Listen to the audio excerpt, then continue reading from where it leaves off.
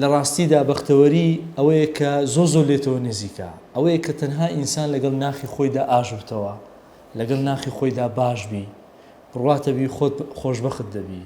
ئەوەیە کە لایەنی ڕوحانیەکە کە پەیوەستبوونە بەخوای گەورە لە یادی نەکەی، دڵنیابە ئەتو خۆشبەخت دەژی. بەڵام خۆشبەختیەکە ئێمە با ڕاستی بڵێن، باواقعی بین، لەسەر زەوی خۆشبەختیەکان هەمووی کاتین. هیچ ئینسانێک نابی باوەڕی ئاوا بیتن کە خۆشبەختی لە ژیانی ئێستادا، لەو ژیانەی کە لە ئێستادا خۆشبەختی نەبراوە هەیە. خۆشبەختی نەبراوەمان نییە، بەڵام خەمی نەبراوەشمان نییە. بە هەمان شێوە خۆشی هەیە و ناخۆشیش هەیە. گرنگە ئینسان بە خۆشی و ناخۆشیەکانی بتوانی شتێک بەرهەم بینی.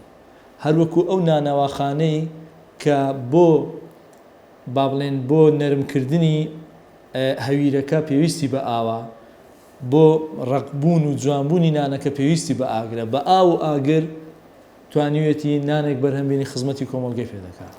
گرنگە ئینسانیش لە ژیانیدا ئاوا بیر بکاتەوە کە بە خۆشی و ناخۆشیەکانی، بە خەم و بە خۆشیەکانی بتوانیتن شتێک بەرهەمبینی بۆی خزمەتی کۆمەڵگەی پێ بکات.